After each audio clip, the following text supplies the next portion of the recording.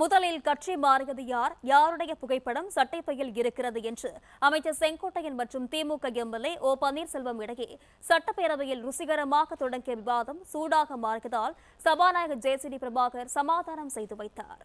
இந்த அரசு பொறுப்பேற்றிருக்கின்ற புதிய அரசு, முதல் முறையாக பொறுப்பேற்றிருக்கின்ற அரசு தங்களது தேர்தல் அறிக்கையினை தங்களுடைய முன்னோடி திட்டமாக இந்த சட்டமன்றத்தில் கூட அறிவித்திருக்கலாம்.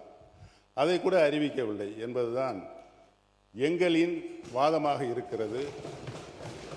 தமிழகத்தின் மக்கள் இன்று ஏமாந்து நிற்கின்றார்களே, அவருடைய எண்ணங்களின் வடிவமாக இருக்கிறது என்பதை தெரிவித்துக் கொள்கிறேன். தமிழகமே பாராட்டி கொண்டிருக்கிற ஒரு தூய ஆட்சியை பற்றி ஏமாற்றத்தை உருவாக்குகிற ஆட்சி என்று நீங்கள் குறிப்பிடுவது வேடிக்கையாக இருக்கிறது. நீங்கள் இடம் மாறி இருக்கிறீர்கள், பரவாயில்லை, அதற்காக இவ்வளவு துதிபாட வேண்டிய அவசியம் இல்லை. மாண்புமிகு பேரவைத் தலைவர்களே, அந்த இடத்தை அவர்தான் முதலில் மாற்றியவர் என்பதை நான் இங்கு தெரிவித்துக் கொள்ள கடமைப்பட்டிருக்கிறேன். இடத்தை முதலில் மாற்றியவர் நம்முடைய அமைச்சர் என்றார். ஆனால் பாருங்க என்ன ஆச்சரியம்னா, இடத்தை மாற்றிய போதும் அவர் இதயத்தின் அருகே இருந்த அந்த நிழல் படத்தை மாற்றவே வேண்டாம் என்று சொன்னவர் எங்களுடைய வெற்றி தலைவர். அண்ணனுடைய பாக்கெட்டை பார்க்கிற பொழுது இடமும் மாறி இருக்கிறது, இதயமும் மாறி இருக்கிறதோ என்று தோன்றுகிறது.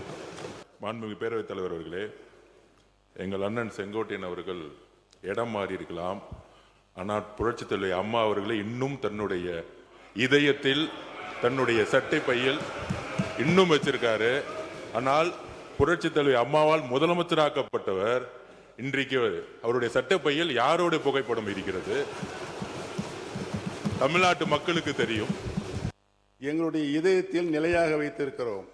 திராவிட இயக்கத்தினுடைய பரிணாம வளர்ச்சியாக பேரறிஞர் பெருந்தகை தந்தை பெரியார், பேரறிஞர் அண்ணா, முத்தமிழறிஞர் கலைஞர், புரட்சி தலைவர் மக்கள் தலைவர் எம்ஜிஆர், மாண்புமிகு நல்லாட்சி நடத்திய அம்மா அவர்கள், இவர்களை எல்லாம் எங்கள் இதயங்களிலே நாங்கள் என்றைக்கும் எங்களுடைய கடைசி காலம் வரை வைத்திருப்போம் என்பதை தெரிவித்துக் கொள்கிறேன்.